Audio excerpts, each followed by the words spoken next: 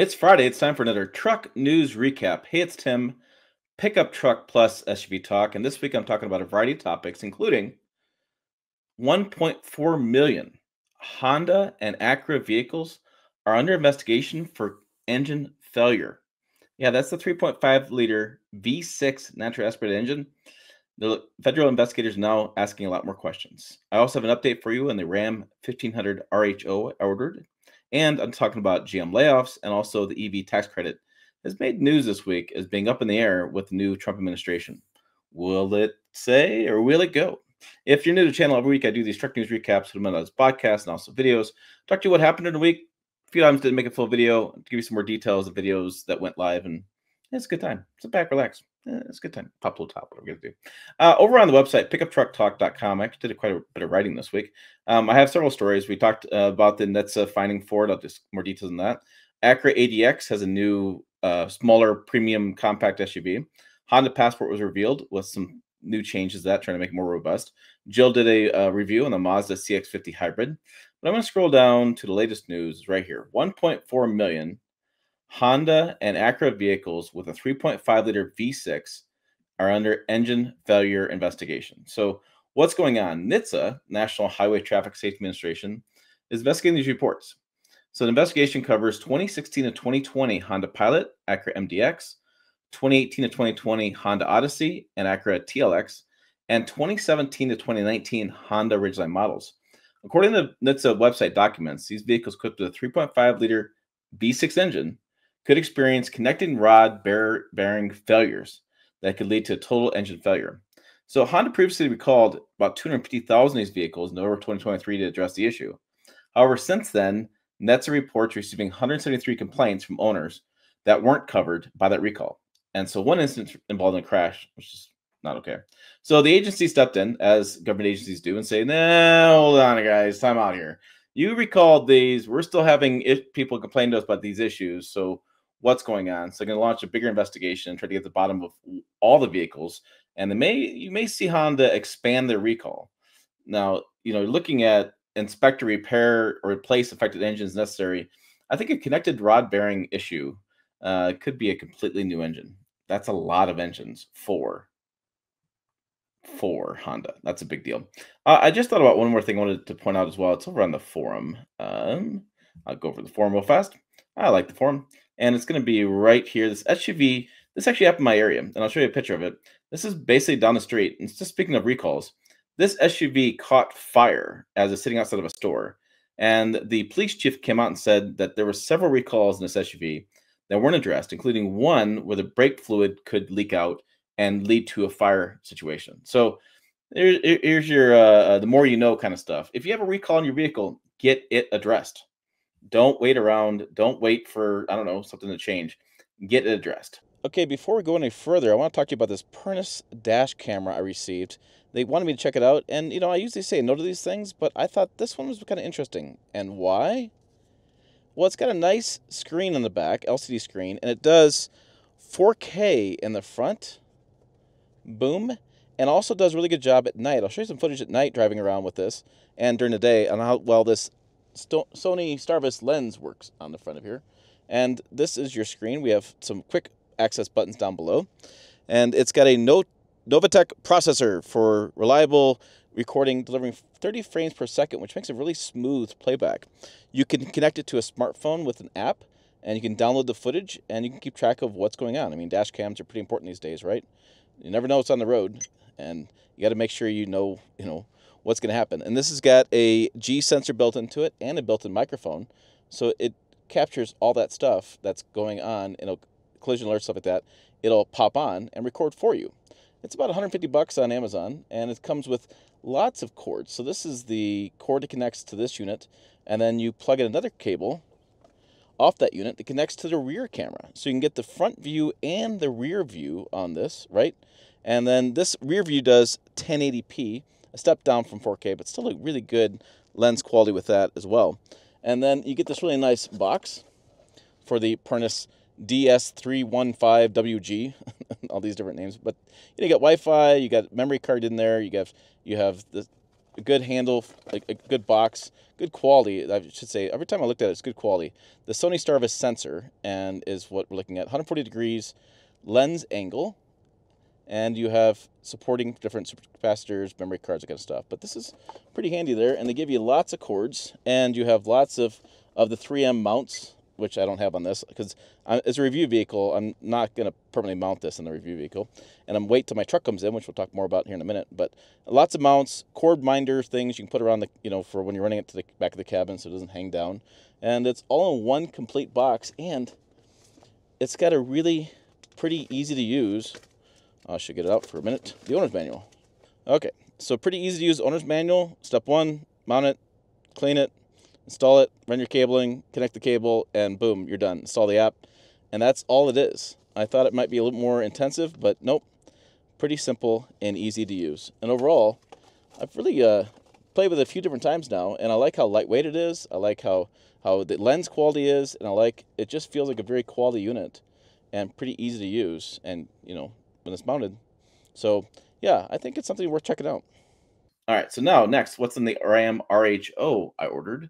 I got a phone call from the dealership salesman 2 days ago, I think it was now, and he gave me the update that said that the general manager and the owner of that dealership went and talked to Ram leadership team, and they got my truck moved up in production sequence. So I've talked to Ram as well.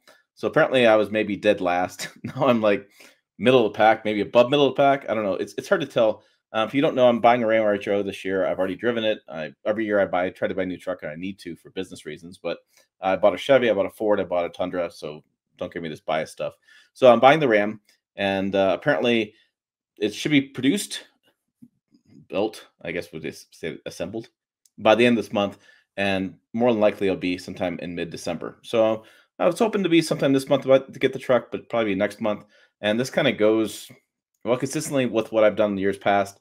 I typically tend to fly like end of December. I can't tell you how many times I've driven to the airport like down in Denver and flown out the day after Christmas just to get my truck and drive it back home. So there's a lot of details coming in that truck, a lot of exciting stuff. I'm gonna have to stop in Dallas a couple days. XPEL is gonna do a ceramic coating and a wrap, and I've got running boards coming because I have to have running boards. I'm too short. And so a lot of good details coming. I can't wait to do videos for you next year on that truck. So excited for that, and excited for, well, my wife's getting a new truck, and I want to make that happen too before year end. So there'll be interesting details coming for you on the truck front here on Big Up Truck Plus SUV Talk. All right, so back to the news stories. I wanted to get to some stuff on automotive news this morning. GM cut 100 jobs globally today. A lot of them were software jobs in their downtown building there. And one of my friends got laid off. So he had a 39-year career with General Motors, and he got an email at 5:07 a.m. saying, "You're done. You're fired." Wow, that's kind of harsh stake to the how we're laying off people these days. The other story making rounds is Trump's transition team aims to kill the Biden EV tax credit, and the reason for this is there are some Trump era tax breaks that the transition team's working on how to pay for. They want to keep these tax breaks going. They were going through the Biden administration, and they want to keep these tax breaks. So how do you pay for these tax breaks? Looking at reducing or eliminating the tax credit, the EV tax credit completely. Interesting idea. So when you buy a new vehicle, an electric vehicle, you get a $7,500 federal rebate for that vehicle. Now there are some state rebates as well to really help because electric vehicles are more expensive, and getting people to do this transition to them. I don't know. It's an interesting thought. It'll be interesting to see how it plays out, how it gets through Congress. I know the Automotive Manufacturers Alliance Association has a lot of lobbying support, and they're not going to like this because they've already spent trillions on EV battery plants and production lines. But consumers are going, why do we keep fitting the bill for this technology that doesn't seem like it works for everybody? Interesting. It's an interesting debate, and so it could impact you. This is what the bigger topic is. It could impact you if you're going to be shopping for an EV. You may want to buy that before year end just to make sure you get the tax credit, or look early next year and get it before they make this change. It could be a rush in EVs by year end. It could. It's very, very possible. So I wanted to bring that up because I think it's interesting for consumer stuff. I don't see it happening myself, just because there's so much economic things that are related to the EV tax credit. It's a big amount of employees, a big amount of plants, big amount of investments. I don't know. We'll see what happens. Over on YouTube channel, what would you run this week? What did I run? What did I do this week? Oh, I did the Ford F-150 Lariat Lightning. Speaking of EV, I did that video. I also did a what it takes to cost a new 2025 Ford F-150 and what's new with that and what I buy. I basically buy the same truck I already bought before. But it's interesting. My truck now is $7,000 more than what it was in 21. That's how much things have changed in just a 4-year period. Jill did the Mazda CX-50 which is basically a RAV4 and a Mazda body. We then had this conversation about the GM trucks and SUVs recalled. Now, it was interesting in this video because I focused on things you guys didn't focus on in the comments.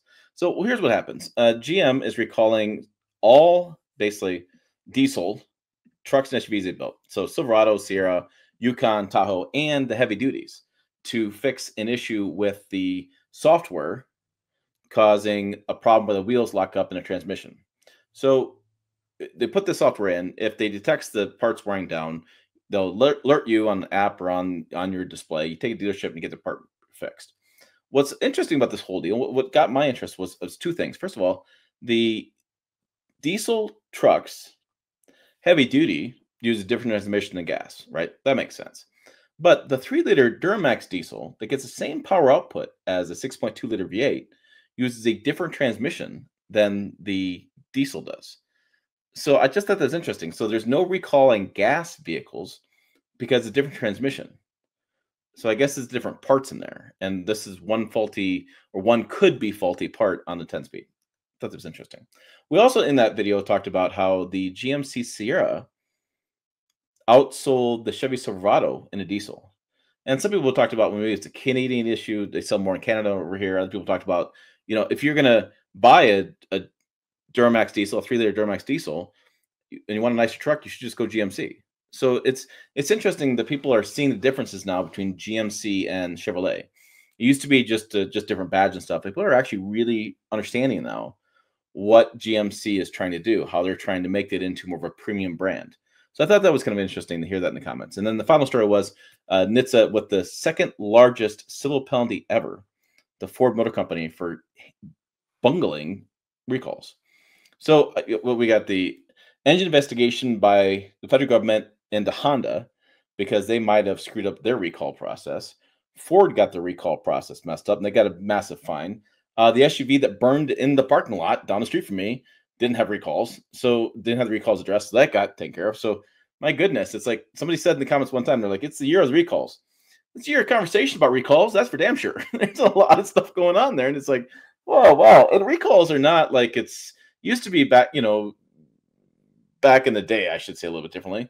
You hardly ever heard of recalls because nobody didn't really come out that much, or you had a massive recall, it was a big engine recall, something like this. But now automakers, because of mandatory safety equipment like rear view cameras and because of customer complaints, really, they recall a lot of stuff. Like I've seen a lot of recalls on just the door sticker was wrong for the payload number and for like the tire pressure number. That sticker, I've seen the recalls on that. I've seen just thousands more recalls in the last probably decade. Ever since GM, Toyota with the unintended acceleration issue, and then GM went all in when that issue, I can't remember what the issue was, but it was 4 or 5 years ago they had an issue. And now recalls are a constant thing. It's a big thing. So really, you need to make sure you're aware as an owner. NHTSA.gov/recalls. You can type in your VIN, you can type in your make, model, and you can find all the recalls that are pertinent to your vehicle. Just get them done. Just get them done. All right. So I'm off deer hunting next week. Hopefully, wish me luck.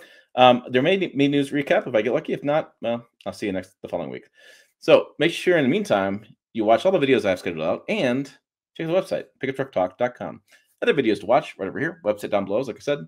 As always, thanks for watching. I will see you down the road.